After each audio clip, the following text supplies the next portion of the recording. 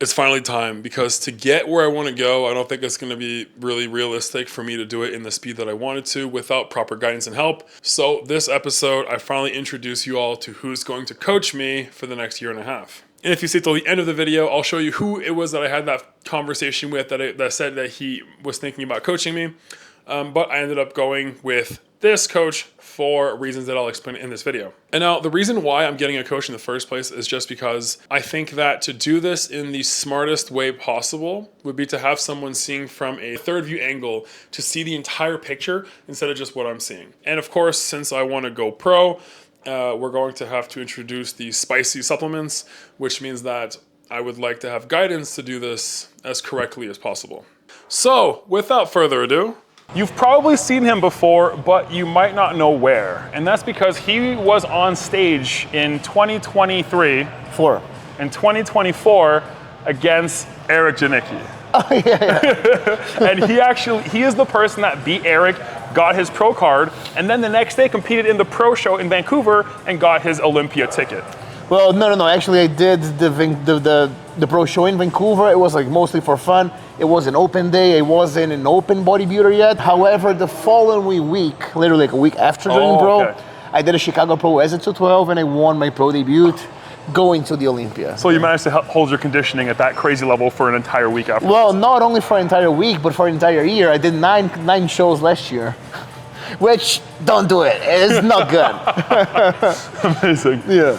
The reason why I wanted to work with you and not any of these other influencer style, you don't push drugs. Yeah, no. Which is very big. So tell me about your philosophy on, well, PEDs and pro bodybuilding. So my philosophy really is your body responds better if your body is happy. You know, it's just like what I tell myself. If your mind is happy, if your body is happy, you do have a better response.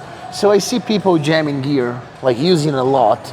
And that usually causes so much like metabolic stress, and not only physiological, but mental as well, that the body just doesn't respond. So you have to deal with the side effects of it, you have to deal with the stress, and that all goes against what we need, which is like most progress, like better progress.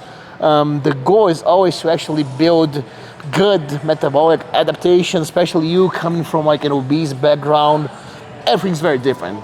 So like from someone that used to be obese, for example, if I eat like 500 calories, I'm actually eating like 300 calories. If you're eating 500 calories, you're actually eating 1,000. Yes. So things are different. That being said, we need time to actually adjust your health and your metabolism to actually be responsive to the plan. It's not simply about, well, giving you all the clan, all the T3, all the trend and all that, thinking that's gonna be the secret. It's not. You know, like being on an optimal metabolic state, on an optimal health state is what's gonna elicit the best response on your body. That's for sure. All right, let's see a front double bicep. See, you can see the width here, which is good. You're wide, so that's a good thing. We just need more thickness and detail. Let's see a front lat spread. See, even now, but it's like not lean enough. You can see the cuts on the quads, which is a good thing. There is no gap between the legs. And he's wide, of course. We need more chest. Let's see a side chest. So here we can see that you have like very good arm, is big arm. We have like a good hamstring drop. We need to focus on the chest and on the delts as well. Let's do a side tricep, which is a hard pose to do in the off season. Yes. Especially post-surgery where his like ROM, range of motion, isn't great. All right. So well, as I said, when he's lean, you can actually see good abs. The triceps aren't bad. I just want a little more 3D, which is gonna come from here.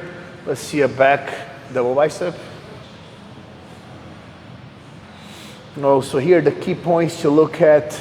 Good separation on the hamstrings, huge calf.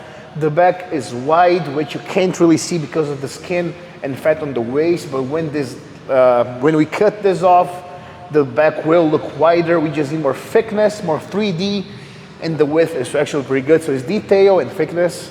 Do a back lat spread. Here is exactly the same thing. We need more 3D, but as you guys can see, he's wide, which is a very good thing. So now, well, abs and thighs at this point won't really show a lot. Yeah. Yeah, not really.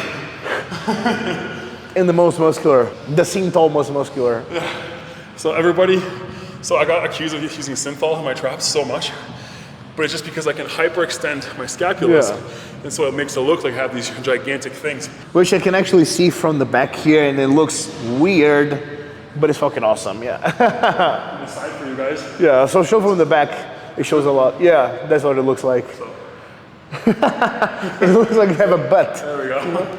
Yeah. That is fucking weird. All right, so now I've just seen him in person. Granted, I have seen pictures of him ready, and I've already seen check-in pictures. But like when you look in person, you can actually grasp a few differences. What I can tell looking now, calves, world class, bigger than Derek Lunsford and Phil Heath. And Phil Heath, yeah. Yeah, I wish I had those calves. Well, it's something that either you're born with or doesn't matter what you do. Yeah, it's genetics. I won't get it. Legs are definitely dominant. Not only legs, but limbs in general. As in, you have good arms, better than I thought. We will work on the tricep here, especially to get the like 3D look. But they are good. The bicep is very big. We can, at this point, which is in your leanest point, see the separation on the quads. We can see the separations on the ham, either from the back and from the side, which is a good thing. The thing we will need the most, oh, and by the way, for you guys that are new here, he's got like great abs. He actually does. Maybe post a picture. Yeah. For those who haven't seen.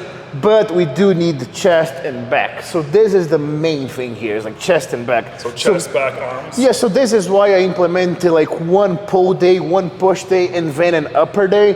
Because with the pull and push, we can like work more so on a little bigger volume, a little bit, and like bring more detail. Whereas on the upper day, we need lower volume because you're hitting like two big body parts. Yes. But that is gonna like mostly be about like bringing up the strength. So you can actually get like very, very strong on an upper day. And on the pull push legs, we add a little bit more volume for a little bit more detail. So that's like kind of the mindset. It's not as easy as it sounds. But this is it. We just need to actually focus on like chest and back. Eventually, we won't need 2 leg days a week, eventually. But at this point, you still, like, even though these are the weaknesses. Leg day. It's my favorite day of the week. And again, like even though these are the weaknesses, you are very well balanced, you know, underneath the fat. So I'm sure it's going to be a good work. We just need to bring those weaknesses, and reduce set that's going to be small.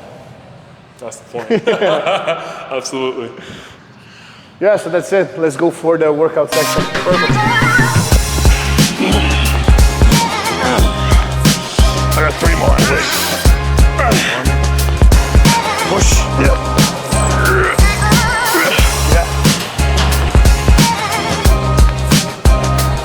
So it was really cool being able to get a full assessment from Marcello in person because he's a high tier 212 Olympia contender. So that's really cool.